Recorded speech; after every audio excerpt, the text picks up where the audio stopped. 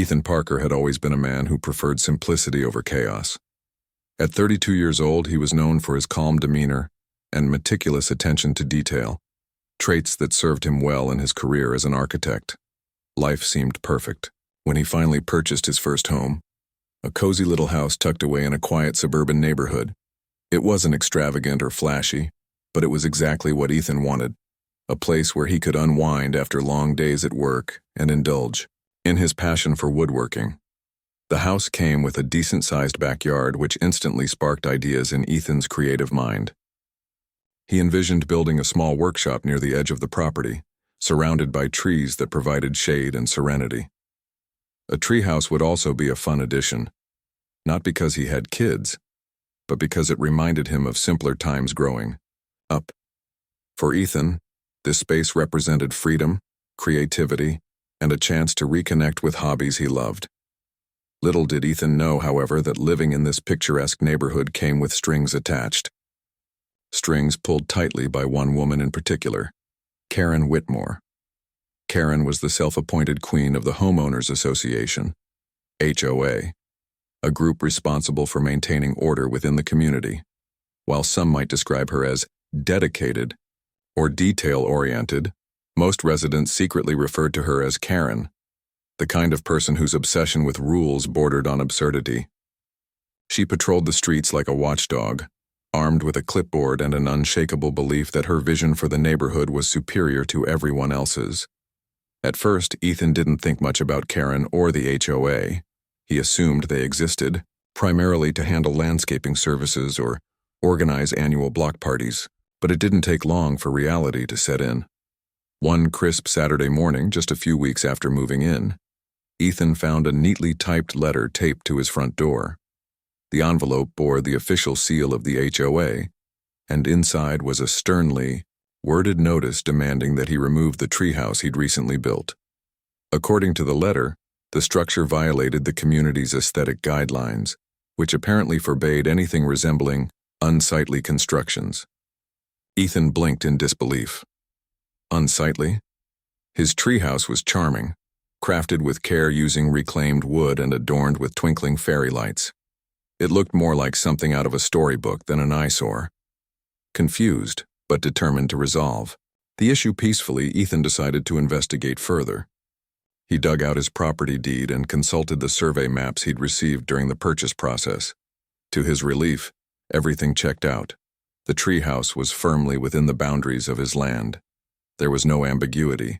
The structure posed no threat to communal property or neighborhood aesthetics. Feeling confident, Ethan drafted a polite response to the HOA, explaining the situation and attaching copies of his documentation. He assured them that the treehouse complied with all regulations and expressed hope that the matter could be resolved amicably. Satisfied with his approach, Ethan sent off the letter and went back to enjoying his weekend, certain that reason would prevail. But Karen Whitmost wasn't the type to back down easily.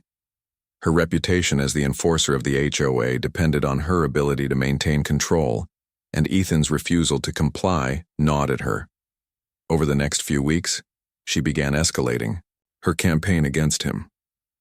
Notes started appearing on his doorstep almost daily, each one more passive-aggressive than the last. Some accused him of violating noise ordinances whenever he used power tools in the workshop, even though he strictly adhered to permitted hours. Others warned him about hosting unauthorized gatherings, despite the fact that he rarely entertained guests. Ethan tried to brush it off, telling himself that Karen's behavior was harmless if annoying. Still, the constant scrutiny weighed on him. Every time he stepped outside, he couldn't shake the feeling that Karen was watching, waiting for him to slip up. And then, one fateful afternoon, things took a bizarre turn. Ethan had invited a couple of friends over to help him install shelves in the workshop. They laughed and chatted as they worked, their camaraderie filling the air. It was nothing out of the ordinary, just a handful of people enjoying a productive day together. Imagine Ethan's surprise when, later that evening, 2 police officers showed up at his door. They informed him that someone had reported him for hosting an illegal gathering and encroaching onto communal property. Stunned, Ethan tried to explain that the allegations were baseless. but the officers insisted they needed to investigate further. Before he knew it, handcuffs were clicking around his wrists and he was being led to a patrol car. The arrest left Ethan humiliated and bewildered. How had it come to this? All he'd done was live quietly on his own land, minding his business, while pursuing his passions.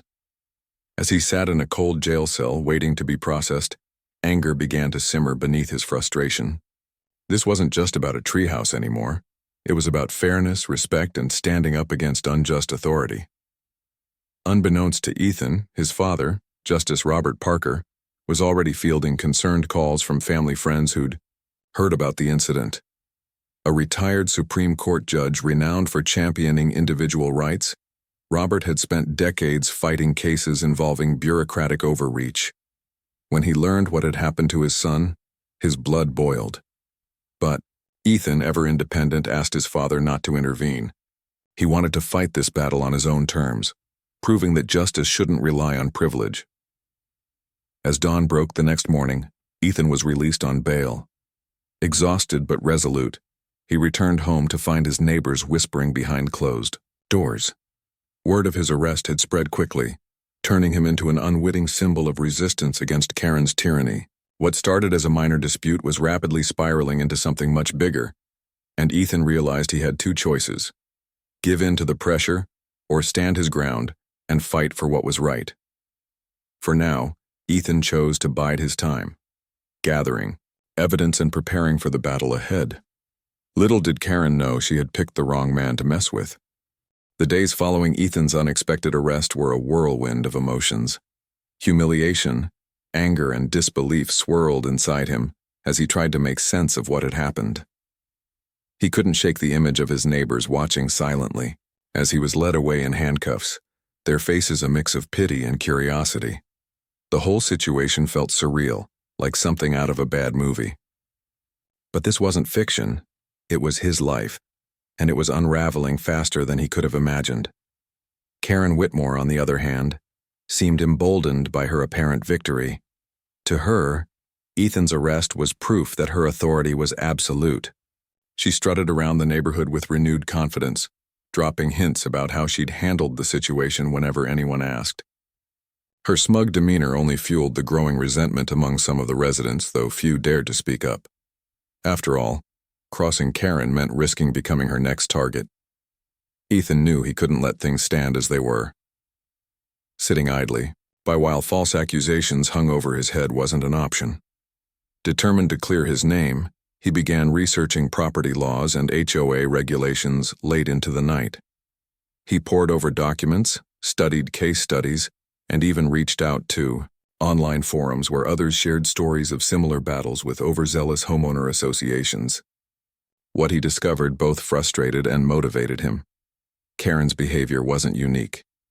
Across the country, countless people had faced harassment from HOAs that prioritized control over fairness, but knowledge alone wouldn't be enough. Ethan realized he needed professional help if he wanted to fight back effectively. That's when he met Mia Chen, a young but razor-sharp attorney specializing in property disputes. Mia had built a reputation for taking on cases involving unjust enforcement of HOA rules, often representing clients who felt powerless against bureaucratic systems. When Ethan explained his situation during their initial consultation, Mia listened intently, nodding as she scribbled notes. "This is textbook intimidation," Mia said after hearing Ethan's story. "They're trying to bully you into submission, but don't worry, we'll turn the tables." With Mia's guidance, Ethan began assembling evidence to prove his innocence. Together, they gathered every document related to his property: deeds, survey maps, zoning permits, and even receipts for materials used in building the treehouse and workshop. They also interviewed neighbors willing to testify on Ethan's behalf, many of whom confirmed that his projects were entirely within his own land and posed no threat to the community. One elderly neighbor, Mrs. Thompson, went so far as to call Ethan the nicest guy on the block, adding that his treehouse actually brightened up the area. Mia encouraged Ethan to dig deeper, suggesting they look into Karen's past actions. What they uncovered was startling. Emails obtained through public records requests revealed a pattern of behavior. Karen routinely pressured residents into filing complaints against those she deemed problematic. In one instance, she threatened to withhold approval for a family's home renovation unless they agreed to report another neighbor for parking violations. Another email chain showed her orchestrating a smear campaign against a resident who dared to challenge the HOA's landscaping policies. Armed with this information, Mia filed a formal countersuit against Karen and the HOA. The lawsuit accused them of harassment, defamation, and abuse of power, citing specific examples of their misconduct. It was a bold move, designed not only to defend Ethan but also to expose the systemic issues plaguing the association. For Ethan, it felt like the first step toward reclaiming his dignity and maybe even sparking broader change. Meanwhile, Karen remained oblivious to the storm brewing around her. Convinced she was untouchable, she doubled down on her efforts to discredit Ethan. She circulated flyers accusing him of being a troublemaker who refused to follow community guidelines. At an HOA meeting, she stood before the board and delivered a dramatic monologue, claiming Ethan's refusal to comply with their demands threatened the neighborhood's harmony. "If we allow individuals to flout the rules," she declared, "then what's the point of having standards at all?" Her theatrics might have worked on some, but cracks were beginning to show in her facade. More and more neighbors started questioning her motives, especially after seeing the evidence Ethan and Mia had presented. A few brave souls even approached Ethan privately to offer support, sharing their own horror stories of dealing with Karen. One man recounted how she fined him for painting his mailbox a shade of blue slightly darker than the approved color palette. Another woman described being scolded for planting flowers that didn't match the HOA's approved list. Slowly but surely, the tide was turning. Despite the growing backlash, Karen refused to back down. Instead, she escalated her tactics, enlisting allies on the HOA board to push for stricter penalties against Ethan. She proposed increasing fines for alleged violations and even suggested revoking his membership altogether, a drastic measure typically reserved for extreme cases. Her desperation became increasingly evident, yet she clung to the belief that sheer force would eventually break Ethan's resolve. Ethan, however, was done playing defense. With Mia's encouragement, he decided to take a proactive stance. He started attending HOA meetings regularly, speaking up whenever Karen made baseless claims. His calm and measured responses contrasted sharply with her frantic accusations, earning him respect from previously neutral board members. He also launched a petition calling for reforms within the association, urging transparency and accountability in decision-making processes. Within weeks, dozens of signatures appeared, signaling widespread dissatisfaction with the current leadership. As tensions mounted, the atmosphere in the neighborhood grew tense.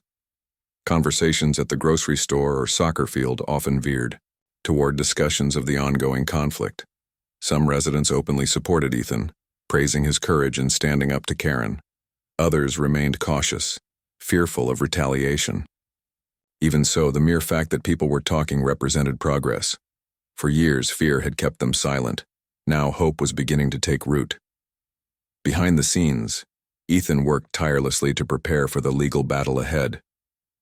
He spent hours reviewing documents with Mia, rehearsing arguments, and strategizing ways to present his case effectively. Despite the stress, he found solace in knowing he wasn't alone. Friends, neighbors, and even strangers had rallied around him, offering words of encouragement and practical assistance. One local contractor volunteered to inspect Ethan's property and provide expert testimony confirming its compliance with all regulations. Another neighbor, a retired journalist, offered to write articles highlighting the injustice of Ethan's situation. Through it all, Ethan held on to one guiding principle: fairness. This wasn't just about clearing his name or winning a lawsuit.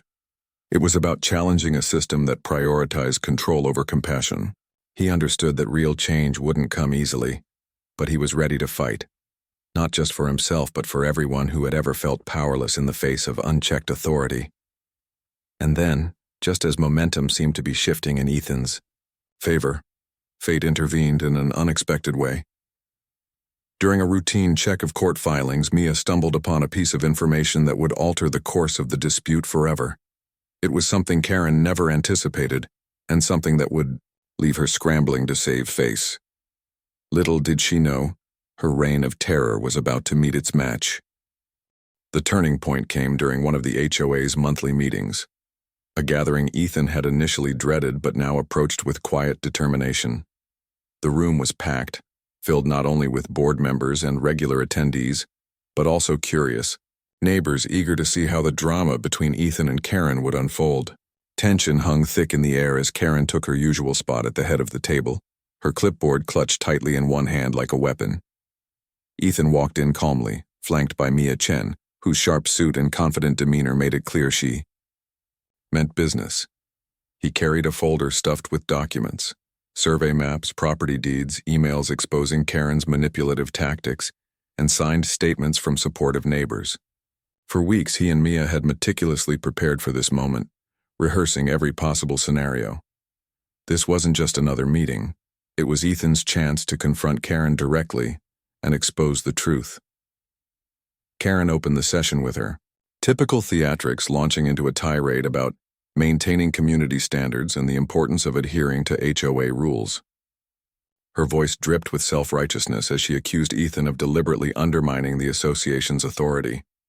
She even went so far as to suggest his treehouse and workshop were part of a larger scheme to disrupt neighborhood harmony. To some, her words might have sounded convincing, but to those who knew better, they reeked of desperation.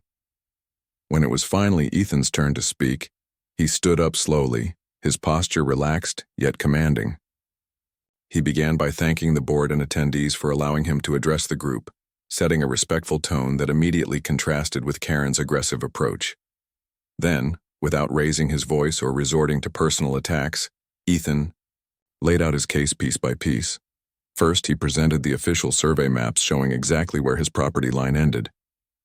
Using a projector, he highlighted the boundaries in bright red, making it impossible to ignore the fact that both the treehouse and workshop were well within his legal limits. Next, he displayed photos of his backyard, pointing out how the structures blended seamlessly with the natural surroundings. Far from being an eyesore, they added charm and character to the area, a claim supported by several neighbors who nodded in agreement. Then came the evidence that truly shifted the room's energy. Ethan shared copies of emails obtained through public records requests, revealing Karen's pattern of intimidation and manipulation. One email chain showed her pressuring a resident to file a false complaint against someone who dared challenge her decisions. Another detailed her attempts to strong-arm contractors into siding with her during disputes. Each document painted a damning picture of a woman more interested in wielding power than fostering community. As Ethan spoke, the atmosphere in the room transformed. What started as murmurs of disbelief grew into outright gasps as people realized the extent of Karen's misconduct. Even some of the HOA board members exchanged uneasy glances, clearly uncomfortable with what they were hearing. Karen, meanwhile, sat rigidly in her chair, her face flushed with anger and embarrassment. She tried to interrupt Ethan multiple times, but he remained composed, letting his evidence do the talking. Just when it seemed things couldn't get worse for Karen, Mia delivered the final blow. Standing up beside Ethan, she announced, "There's something else you all should know." With perfect timing, she revealed that Ethan's father was none other than Justice Robert Parker, a retired Supreme Court judge famous for his landmark rulings protecting individual rights against overreaching institutions. The revelation sent shockwaves through the room. Eyes widened, jaws dropped, and whispers erupted among the crowd. Mia didn't stop there. She explained that while Ethan had chosen not to leverage his family connection earlier, the fact remained that his father's legacy stood as a testament to fairness and justice. "This isn't about privilege," Mia emphasized. "It's about principle. Ethan has fought this battle the right way, by presenting facts, following proper channels, and seeking accountability. But let's be clear. If this issue escalates further, the stakes will change, and I assure you no one wants that." Karen visibly paled, her confidence crumbling under the weight of Mia's words. For years, she had operated under the assumption that her authority was unassailable, shielded by fear and compliance. Now, faced with overwhelming evidence and the looming specter of legal consequences, she found herself backed into a corner. The same arrogance that had fueled her rise to power was now her undoing. The rest of the meeting passed in a blur. Board members scrambled to distance themselves from Karen, openly questioning her methods and motives. Several residents stood up to share their own experiences of harassment, each story adding fuel to the fire. By the time the session adjourned, it was clear that Karen's grip on the neighborhood was slipping, and fast. Outside the meeting hall, Ethan was greeted by a small crowd of supporters. Neighbors patted him on the back, congratulated him on his courage, and apologized for not speaking up sooner. Mrs. Thompson, the elderly woman who had praised Ethan earlier, handed him a plate of cookies she'd baked to celebrate sticking it to that bully. It was a heartwarming moment, a reminder that standing up for what's right often inspires others to do the same. But Ethan didn't let the victory go to his head. As much as he appreciated the support, he knew the fight wasn't over yet. While the tide had turned in his favor, there were still formalities to address. The countersuit needed resolution. Reforms within the HOA required implementation, and Karen's future role in the community remained uncertain. More importantly, Ethan understood that real change wouldn't come from tearing others down. It would come from building something better. Over the next few days, the fallout from the meeting continued to ripple through the neighborhood.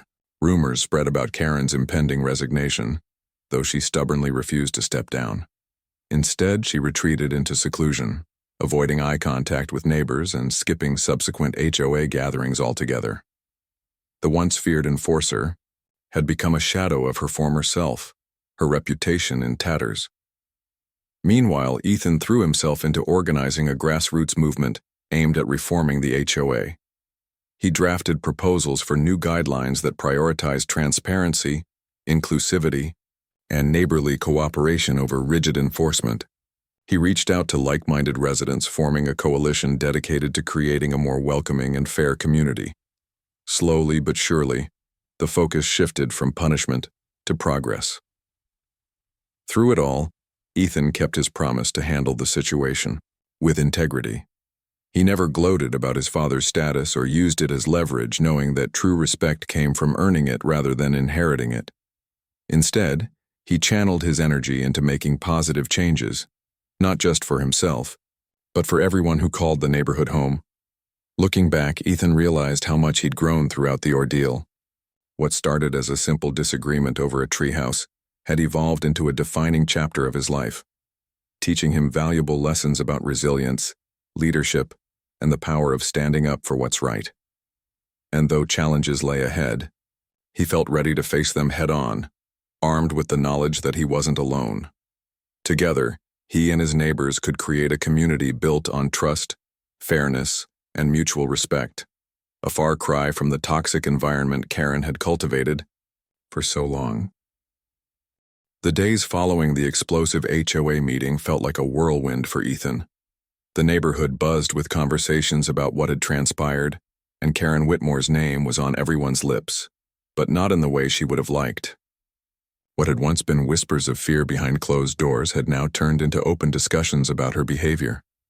People shared stories they'd kept buried for years, recounting how Karen's relentless enforcement of trivial rules had disrupted their lives. For many residents, the veil of intimidation had finally lifted, replaced by a newfound sense of empowerment. Ethan didn't waste any time capitalizing on this momentum. With Mia Chen by his side, he organized informal gatherings at his house to discuss potential reforms within the HOA. These meetings quickly became popular, drawing neighbors eager to contribute ideas and voice frustrations they'd long suppressed. The atmosphere was electric, hopeful yet practical, as people realized they weren't alone in their struggles. Together, they began drafting proposals aimed at creating a more transparent, inclusive, and neighborly association. One proposal suggested limiting the HOA board's authority, requiring majority votes from all members before implementing major decisions. Another called for an independent oversight committee to review complaints and mediate disputes, ensuring fairness and accountability. Perhaps most importantly, there was a push to redefine the HOA's mission statement, shifting its focus from rigid control to fostering a supportive community environment. Ethan encouraged everyone to think creatively, reminding them that change didn't have to be drastic to be meaningful. While Ethan worked tirelessly to build this grassroots movement, Karen remained eerily absent from the public eye. She hadn't attended another HOA meeting since the fateful night when her tactics were exposed, nor had she responded to mounting calls for her resignation. Instead, she stayed holed up in her home, blinds drawn and curtains shut. Her absence only fueled speculation, with some neighbors joking that she might as well move out altogether. But beneath the humor lay a deeper truth. Karen's influence was fading fast, and the neighborhood was ready to move forward without her. Despite her retreat, Karen wasn't ready to admit defeat just yet. In a desperate attempt to salvage her reputation, she sent a lengthy email to the HOA board defending her actions. The message was riddled with excuses and half-truths, painting herself as a misunderstood champion of order who had simply been misinterpreted. She even accused Ethan of orchestrating a smear campaign against her, claiming his lawsuit was nothing more than a personal vendetta. But her words fell flat. By this point, too many people had seen the evidence for themselves: the emails, the falsified reports, the documented instances of bullying. Even some of Karen's former allies on the board distanced themselves, unwilling to be associated with her toxic legacy. One board member publicly apologized to Ethan during a subsequent meeting, acknowledging that the HOA had failed him and promising to support meaningful reform. As pressure mounted, the HOA board convened an emergency session to address the growing unrest. Ethan attended, flanked by Mia and several supportive neighbors. This time, however, the dynamic in the room was different. Gone was the hostility and tension that had defined previous meetings. Instead, there was a palpable sense of unity and purpose. Board members listened intently as Ethan outlined the proposed reforms, asking thoughtful questions and offering constructive feedback. It was clear that the tide had shifted. They were no longer operating out of fear, but out of a genuine desire to make things right. Karen, however, refused to go quietly. At the height of the meeting, she burst into the room unannounced, her face flushed and her voice trembling with indignation. "You're making a mistake," she shouted, pointing a finger at Ethan. "This isn't about improving the neighborhood, it's about revenge. You've twisted everything to suit your agenda." Her outburst stunned the room into silence. For a moment it seemed like she might regain some ground, rallying those still loyal to her cause. But then, something remarkable happened. Mrs. Thompson, the elderly neighbor who had baked cookies for Ethan after the last meeting, stood up slowly. Her frail frame belied the strength in her voice as she addressed Karen directly. "Enough," Mrs. Thompson said firmly. "We've let you run roughshod over us for far too long, Karen. You've bullied us, lied to us, and made our lives miserable, all in the name of rules. Well, guess what? Rules aren't supposed to hurt people. They're supposed to help them. And if you can't see that, then maybe it's time for you to step aside." Her words struck a chord. Other neighbors chimed in, echoing Mrs. Thompson's sentiments. Some recounted specific incidents where Karen had targeted them unfairly, while others expressed gratitude for Ethan's courage in standing up to her. The floodgates had opened, and there was no stopping the wave of accountability sweeping through the room. Karen's shoulders slumped as the weight of their collective condemnation bore down on her. For the first time, she looked less like the domineering figurehead she'd always pretended to be, and more like a woman cornered by her own misdeeds. Without another word, she turned and walked out of the meeting, her exit met with a mixture of relief and disbelief. In her absence, the board wasted no time taking action. They voted unanimously to drop all charges against Ethan, issuing a formal apology for the harassment and false accusations he had endured. They also agreed to adopt many of the reforms Ethan and his coalition had proposed, including term limits for board members and stricter guidelines for filing complaints.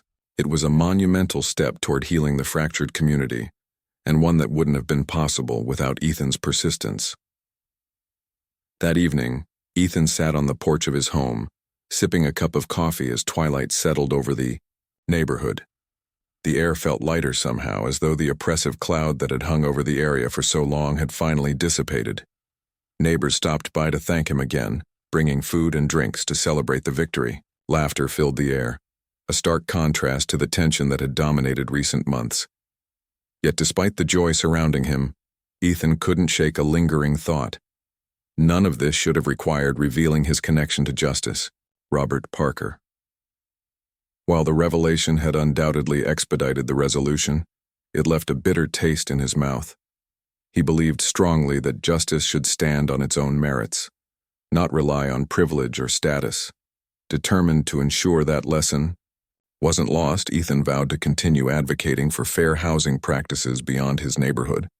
If his experience could inspire others to challenge unjust systems, then perhaps the ordeal had served a greater purpose. As the stars emerged in the night sky, Ethan reflected on how much had changed. What began as a dispute over a treehouse had evolved into a transformative journey, not just for him, but for the entire community. The road ahead wouldn't always be smooth, but for the first time in a long while, Ethan felt hopeful. Hopeful that people could come together to create something better. Hopeful that kindness and fairness could triumph over fear and control. And hopeful that someday, stories like his wouldn't need a dramatic twist to find resolution. The weeks that followed Karen's dramatic exit from the HOA meeting marked the beginning of a new chapter for Ethan and his neighbors. The neighborhood, once cloaked in tension and fear, began to breathe easier. Change didn't happen overnight. It never does. But the seeds of progress were planted and they grew steadily under Ethan's leadership. For the first time in years, residents felt like they had a real voice in shaping their community. Karen's resignation came quietly, almost anticlimactically. After days of avoiding public appearances and refusing to engage with the board or her critics, she submitted a brief letter announcing her decision to step down as head of the HOA. In it, she claimed personal reasons for leaving, but avoided addressing any of the accusations against her. While some speculated she might try to make a comeback someday, most agreed that her departure was permanent.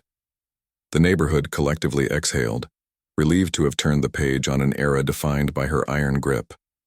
With Karen gone, the HOA underwent a complete overhaul. New leadership emerged. Residents who genuinely cared about fostering a sense of belonging rather than enforcing arbitrary rules. Ethan played a key role in guiding these changes, working closely with the revamped board to implement the reforms he and his coalition had proposed. Monthly meetings became collaborative spaces where neighbors could openly discuss concerns, share ideas, and celebrate milestones together. Gone were the days of rigid enforcement. Instead, there was an emphasis on flexibility, understanding, and mutual respect. One of Ethan's proudest accomplishments was the establishment of the Independent Mediation Committee, IMC, a group tasked with reviewing disputes between residents and the HOA. Comprised of volunteers trained in conflict resolution, the IMC ensured that grievances were handled fairly and transparently. This initiative not only reduced tensions but also empowered residents to address issues without fear of retaliation. It was a small yet significant step toward creating a culture of trust within the community. As the neighborhood transformed, so did Ethan's personal life. His workshop, once the source of so much controversy, became a hub for creativity and connection. Neighbors stopped by regularly to admire his woodworking projects, often commissioning pieces for their own homes. The treehouse, which had sparked the entire ordeal, now served as a symbol of resilience and unity. During summer evenings, families gathered beneath its twinkling lights for impromptu barbecues and storytelling sessions. Children laughed as they climbed up and down its sturdy ladder, their joy echoing through the trees. What Karen had deemed an eyesore had become a cherished landmark, a testament to the power of standing up for what you believe in. Despite the newfound harmony, Ethan couldn't help but reflect on the lessons he'd learned throughout the ordeal. He thought about the countless hours spent researching property laws, gathering evidence, and strategizing with Mia Chen. He remembered the sleepless nights filled with doubt and frustration, wondering if he'd ever see justice prevail. And he thought about the moment when he revealed his father's identity, not because he wanted to, but because it felt like the only way to break through Karen's stubborn defenses. That revelation weighed heavily on him.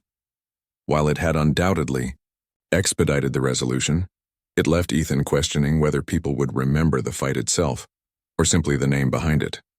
Determined to ensure that his story inspired meaningful change beyond his neighborhood, Ethan decided to channel his experience into advocacy work. He partnered with local organizations focused on tenant rights and housing reform, sharing his story at workshops and seminars. His message was simple. No one should have to endure harassment or injustice at the hands of overzealous authorities, regardless of their background or connections. Ethan's father, Justice Robert Parker, watched his son's journey with quiet pride. Though retired, he occasionally joined Ethan at speaking engagements, offering insights from his decades-long career championing individual rights. Together, they emphasized the importance of fighting for fairness, not because it was easy, but because it was right. Their partnership became a powerful reminder that while privilege can open doors, true progress comes from perseverance, integrity, and collective effort. Back in the neighborhood, life continued to improve.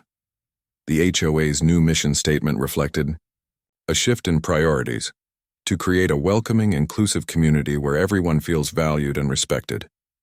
Residents embraced this philosophy wholeheartedly, organizing events that celebrated diversity and fostered camaraderie. Annual block parties returned, bigger and better than ever, featuring live music, food trucks, and games for all ages.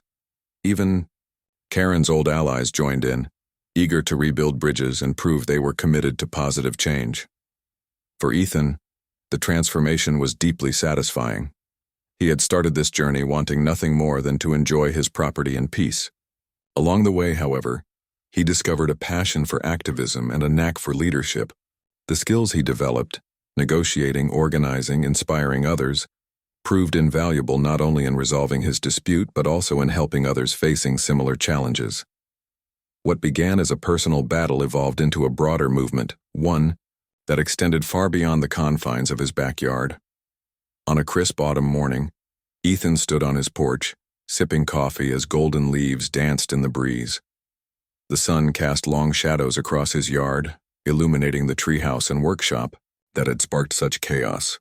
But instead of resentment, Ethan felt gratitude for the support of his neighbors, for the lessons he'd learned, and for the opportunity to make a difference. Mrs. Thompson approached, carrying a plate of freshly baked pumpkin muffins.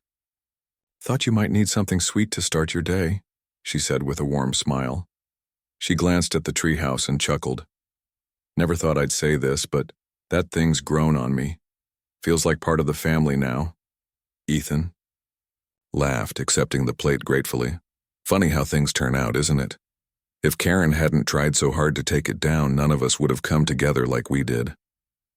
Mrs. Thompson nodded thoughtfully. "Sometimes you need a storm to clear the air, and let me tell you, that woman sure brought the thunder." They shared a laugh before Mrs. Thompson excused herself, leaving Ethan alone with his thoughts. He looked around at the vibrant neighborhood he'd helped rebuild, a place where kindness outweighed control and cooperation trumped conflict. It wasn't perfect. No community ever was, but it was moving in the right direction. And that, Ethan realized, was worth every moment of struggle. As the day unfolded, Ethan returned to his workshop, picking up tools to finish a custom bookshelf for a neighbor. The rhythmic sound of sawing and sanding filled the air, grounding him in the present. Outside, children played near the treehouse, their laughter mingling with the rustle of leaves. Somewhere in the distance, someone strummed a guitar, adding a melodic backdrop to the scene. In that moment, Ethan understood that justice wasn't just about winning battles, it was about building something lasting. By standing up to Karen, he hadn't just reclaimed his freedom. He'd ignited a spark of hope that would continue to shine long after the headlines faded. And though he knew challenges lay ahead, he faced them with confidence, knowing he wasn't alone. Together, he and his neighbors had proven that even the smallest acts of courage could ripple outward, transforming lives and communities in ways no one could predict.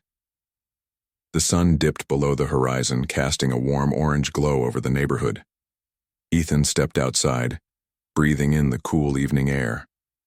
Behind him, the treehouse stood tall, a silent witness to resilience, determination, and the enduring power of doing what's right.